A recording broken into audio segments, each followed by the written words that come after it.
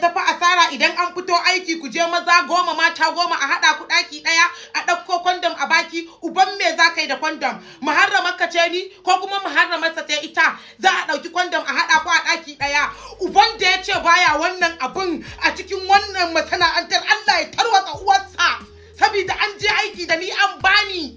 Duk wanda ya ragan Allah ya tsine mai albarka, wanda kuma bai kashe Amdaz ba ko wanda bai sa an daure Amdaz ba Allah ya tona ma uwarsa asiri. Kwandom ake bayarwa idan kuku 6 ne a cikin daki sai a baki har da double ko za a yi round 2 sai a baki kwaya biyu a baku kwaya biyu kowa sai an raba mai a cikin dakin. Me yasa za a baka kwandom? Akan me yasa za a baka kwandom? Akan me yasa za a hada ka daki ɗaya da maza a tushe wai kuɗi ba za su isa ba ko wani abu? Akan me za a yi wannan? Da izinin Allah subhanahu wata'ala wannan cin zarafin da ake wa addinin musulunci sai ya zo ƙarshe, kuma ƙarshen kowace masifa.